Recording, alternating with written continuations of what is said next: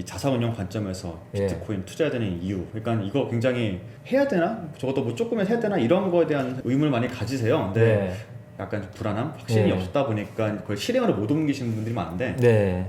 그런 뚜렷한 이유라도 이렇게 저희가 좀 드릴 수 있는 뭔가 있을까요? 네, 굉장히 많은데요. 일단 쉬운 부분도 말씀드리면서 조금씩 전문적으로 말씀을 드리면은 가장 쉬운 거는 이제 우리가 흔히 뭐 펀드 같은 거 투자를 할 때 트랙 레코드 많이 보잖아요. 그런 보면은 1년간 수익률, 뭐 3년간 수익률, 5년간 수익률 이런 식으로 과거 수익률을 많이 보잖아요. 비트코인도 똑같이 적용을 해서 과거 수익률을 보면 이제 엄청나죠. 1년간 수익률은 0.6%인데 3년간 수익률은 332%고 5년간 수익률은 3652%.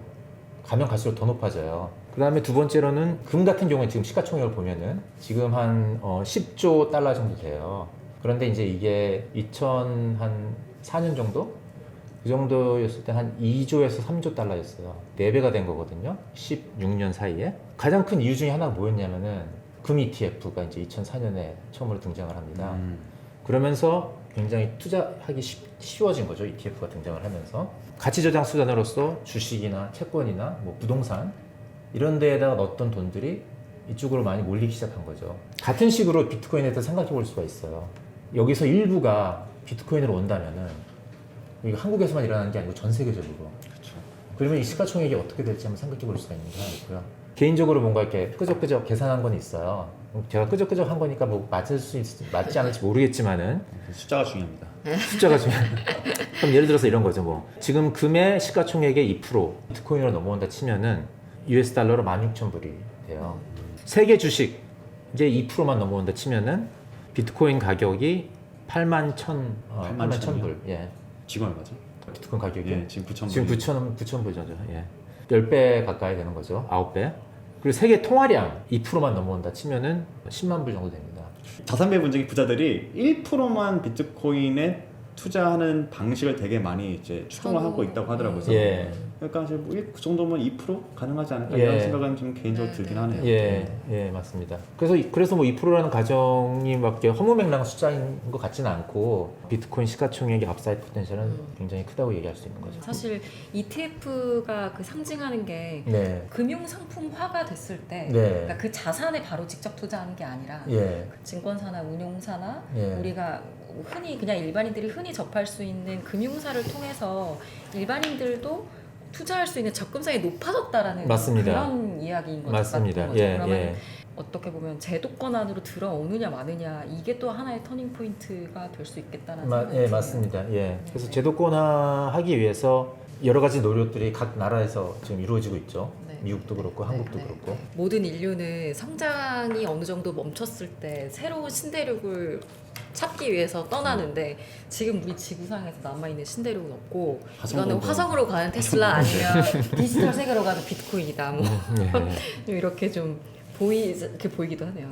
되게 사실 비트코인 투자를 해야 되는 이유는 굉장히 많은데 예. 사실 제가 주변에서 이 관련 일을 하다 보니까 많이 받는 질문 중에 하나가 네.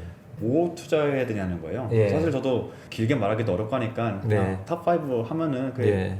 괜찮지 않을까 이렇게 얘기를 하는데 예. 이거 어떻게 얘기를 해야 되는지 예. 저 같은 경우는 네. 일단 비트코인만 얘기하고 있습니다. 시가총액이 이 가상자산에서 차지하는 비중이 70%에 가까운데 그런데 자꾸 그걸 갖다 제쳐내고 딴 거에 그 나머지 30%에서 뭘 자꾸 찾으려는 건 되게 비효율적으로 보이고요.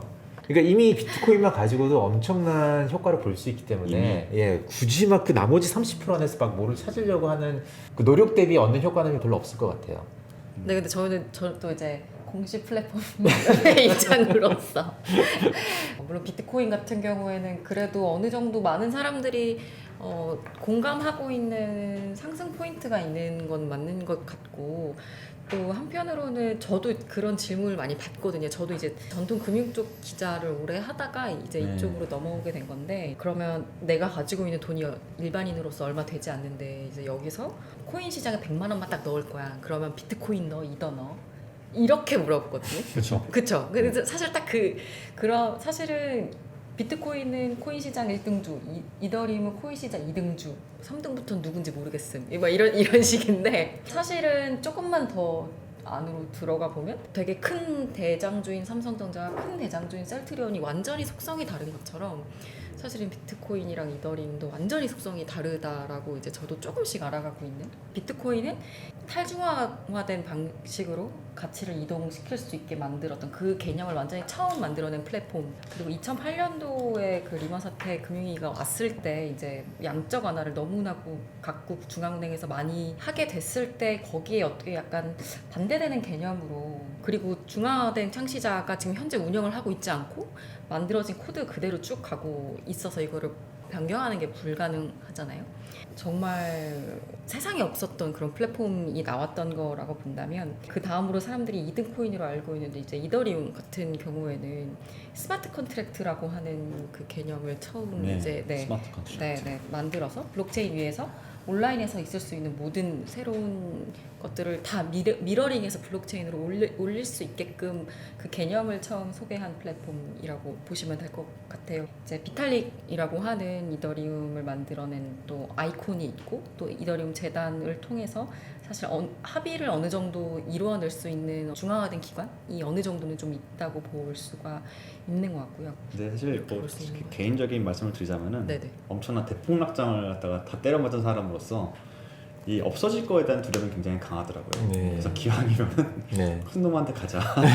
이거라고 제가 비트코인이 이 가격이 움직이는데 이유를 대기가 좀 되게 어렵잖아요. 네. 또 반감기 때 오른다고 했는데 네. 사실 그게 인과관계인지 잘 모르고 우연히 일어난 건지도 모르고 네.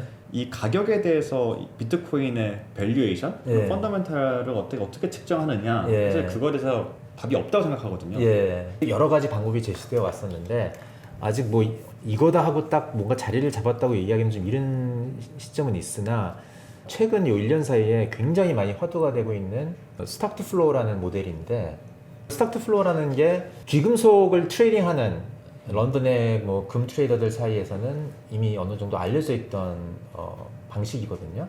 비트코인도 희소성이 있는 자산이라는 점에서 금과 비슷하니까 이 개념을 비트코인에 적용할 수 있다라는 어떤 논리를 제시한 분이 있었어요. CFD 나무스라고 이제 비트코인 스탠다드라는 책을 쓴 경제학자인데, 그 책을 읽고서 금융권에 있는 어떤 그 자산운용사에서 일하는 애널리스트 분이 있어요. 플랜 B라는 익명으로 활동을 하는데, 자기가 한번 증명을 해보자, 이 스탁 투 플로우 레이쇼 가지고 이게 실제로 이 가격을 설명이 되는지. 그래서 자기가 어떤 분석을 한 거를 미디엄 기사를 통해서 공개를 했는데 엄청난 관심을 끌었어요. 일단 우리가 이제 펀더멘탈 분석이라는 게 뭔지 생각해 보면 결국에는 뭐냐면 그 자산의 본질을 이해를 하고 근본에 기초한 적정 가치 측정인데, 그래서 기존 금융권에서는 예를 들어서 주식이나 채권 이런 거 아니면 부동산 같은 거 적정 가치를 측정을 할 때 결국에는 이런 자산들은 어떤 현금 흐름이, 미래 현금 흐름이 있는 자산들이니까 미래 현금 흐름을 현재 가치를 다 가져와 가지고 뭐 DCF나 이런 걸 통해서 현재 가치를 계산을 하잖아요. 근데 이제 귀금속은 사실 현금 흐름이, 미래 현금 흐름이 없기 때문에 그런 방식의 분석은 안 되는 건데, 귀금속들의 특징은 뭐냐면은 이제 희소성이라는 거란 말이에요. 만약에 수치화할 수 있다면은 귀금속 A는 귀금속 B보다 더 희소할 수가 있으니까 희소성에 좀 차이가 있을 수 있는데, 그거를 수치화해서 정도에 따라서 이 자산의 값어치라는 게 좀 달라지지 않을 수 있을까, 이런 생각에서 출발이 된 거거든요. 그래서 약간 그런 것 같아요. 비트코인의 펀더멘탈 분석을 무슨 뭐 SK 하이닉스가 사업하는 것 마냥 분석할 수 있는 거야? 사실 그거는 아니잖아요. 자산의 네. 그 속성이 다른 건데. 예. 스타트 플로우는 이제 수치화하기가 훨씬 쉬우니까 그래서 저는 더욱더 이게 많이 관심을 끌고 있는 것 같거든요. 그래서 점수가 제일 높은 애가 제일 가치가 높은 거고, 거기서 말하는 희소성 단순히 양이 적다가 아니고 지금의 양은 별로 상관이 없어요. 미래에 더 추가적으로 생성될 수 있는 가능성.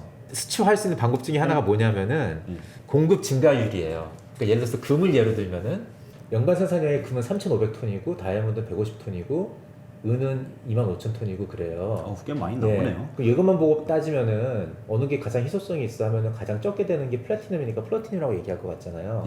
근데 이건 중요하지 않은 게 뭐냐면은 비율. 그렇죠. 이게 지금의 존재하는 거 대비 어떠냐는 걸 봐야 되는데, 지금 현재 현존하는 플래티넘은 86톤이니까 이미 86톤인데 거기다가 229톤이 추가가 되면 굉장히 많이 희석되는 거잖아요. 3배가 늘어나는 네. 거예요, 오히려.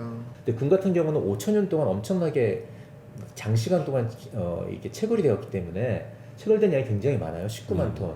그러니까 3,500만 톤 이게 좀 약간 상대적으로 큰 숫자이다 하더라도 기존 비축인양 대비 늘어나는 거는 퍼센테이지는 얼마 되지 않는다는 거죠. 이 비율을 보면은 금 같은 경우는 지금 현재 비축인양 대비 1.8%가 늘어나고 있는 거고 다이아몬드는 5.3%, 은은 35.2% 이렇게 늘어나는 거니까 가장 적게 증가율이 되는 거는 금이고 그렇기 때문에 금이 가장 희소성이 높은 거다. 이 네 가지 중에서 이렇게 얘기할 수가 있는 거죠. 그럼 비트코인은 어떠냐는 거죠.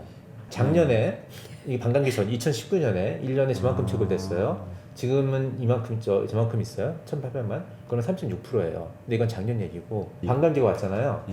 계속 줄어들 거예요. 1.8%인데 지금 0.9가 되고 더 떨어져요. 계속 떨어져요. 4년마다. 비트코인이 사라지지 앞으로 않는 한. 사라지지 않는 한이라는 전제가 있긴 하지만 사라지지 않는다고 하면은 네. 이것만 봐서는 굉장히 좀 희소성이 높은 자산인 거죠. 희소성을 수치화한 스탁 투 플로우 레이쇼가 이 자산들의 시가총액과 어떤 관계가 있다는 거죠. 스탁 투 플로우 레이쇼가 높으면 높을수록 시가총액이 높다는 거죠. 그거는 왜냐하면은 기금속이라든가 사람들이 이제 가치 저장 수단을 많이 쓰는데 가치 저장 수단으로서의 어떤 엄청난 밸류를 갖다 거기다가 준다는 거죠, 사람들이. 그런데 비트코인은 어디 있는지 한번 보자는 거죠. 비트코인은 여기 있어요. 이제 오렌지색이에요. 우리가 알 수 있는 게 뭐냐면은 이 다른 기존 귀금속하고 봤을 때 비트코인은 시가총액이 여기 있어야 되는데 이 밑에 있잖아요. 좀 저평가되어 있다고 볼 수 있는 거죠. 근데 이제 비트코인의 가격을 이제 스탁 투 플로우 레이쇼가 계속 변하잖아요, 비트코인은. 그쵸. 왜냐면 반감기가 있으니까. 과거로 돌아가서 스탁 투 플로우 레이쇼가 되게 낮았을 때부터 지금까지 그린 거예요. 그리고 그때와 시가총액을 갖다가 점으로 이제 표현을 한 건데, 그러니까 스탁 투 플로우 레이쇼가 올라갈수록 비트코인의 시가총액도 점점 커지면서 그것도 이 선을 따라서 커졌다는 걸 알 수가 있는 거죠. 숫자가 이게 맞느냐 안 맞느냐 그게 중요한 게 아니라 비트코인이 어떤 자산인지 이해를 해주는 어떤 프레임워크를 제공해준다는 면에서 이 모델의 가치가 있는 것 같아요. 사실 쟁글이 이제 탄생하게 된 어떤 배경을 좀 말씀을 드리면, 이게 저는 이제 원래 증권부 기자를 오래 했었어요. 그러다가 이제 이쪽으로 오면서 너는 왜 갑자기 처음 들어보는 스타트업을 가냐, 도대체 더 좋은 데 갈 수 있는데, 사실 이런 이야기도 많이 듣긴 했는데, 제 생각은 저는 굉장히 단순하고 직관적으로 이거는 말이 되는 비즈니스 모델이다라고 생각하고 왔거든요. 왜냐하면 크립토 시장도 하나의 크립토 원 마켓 시장인데, 투자는 퍼블릭하게 받고 유통도 퍼블릭하게 되는데 정보가 프라이빗하게 되고 있기 때문에 그 안에서 이제 왜곡되는 것들이 있을 수밖에 없고, 뭐 쉽게 말하면은 네. 되게 이 눈먼 돈이 판치는 상황인데 이런 정보를 갖다 투명화해서 좀 이렇게 그렇죠. 더 양지화하고자 하는 뭐 그런 네, 움직임이나 맞습니다. 보면 맞습니다. 되죠. 이제 그런 프로젝트들이 점점 계속 많아지고 있는 이 과정에서 이 정보를 일반 투자자들도 퍼블릭하게 다들 알 수 있게끔 해주는 플랫폼이 필요하겠다. 글로벌 원마켓이다 보니까 한국 투자자가 뭐 파라과이에 있는서 시작된 프로젝트를 미국에 있는 거래소를 통해 거래할 수 있잖아요. 투자할 수도 있고. 근데 그러면 여기를 규제하고 여기서 퍼블릭한 정보가 나올 수 있게끔 운영하려면 세계 정보가 필요한데 불가능한 이야기잖아요. 금융의 속성과 크립토 시장의 속성을 알고 있는 그런 민간 사업자에서 이런 공시를 운영을 하자. 네, 이런 차원에서 약간의 만들어진 또 이 곳이에요. 코인 시장 활성화를 위한 사명감을 또 갖고 계시는 그런 느낌이 드네요. 굉장히 필요한 과정이라고 생각을 네. 해요. 예, 그러니까 지금 인프라가 이제 많이 생겨야지 이게 제도권화가 되는데 그 중에서 중요한 역할 중에 하나가 모든 사람에게 페어하게 좀 유통시키고 투명하게 만들고 이런 역할을 하는 데가 어딘가 있어야 되는데 여태껏 그런 게 없다 보니까 사기도 굉장히 난무하고 이제 그런 사건 사고도 많이 발생하고 이랬던 건데 그런 걸 해소하기 위한 되게 중요한 기관이라고 생각을 합니다. 되게 사실 저도 좀 관심 갖고 많이 봤지만 막상 이렇게 그림으로 보니까 이 세계도 더 계속 발전이 되고 있구나라는 게 느껴져가지고 예. 이게 또 계속 공부를 꾸준히 해야겠다는 생각이 드네요. 공부를 할 게 엄청나게 많고 재밌어요. 예, 솔직히. 갑자기 다시 펌프질이 오네요. 네, 테슬라 다음 비트코인. 오늘 두 분 너무 귀한 시간 주셔서 감사하고요. 이제 오늘도 비트코인에 대해서 한 차례 더 알게 되는 좋은 시간이었던 것 같습니다. 너무 고생 많으셨습니다. 감사합니다. 예, 감사합니다.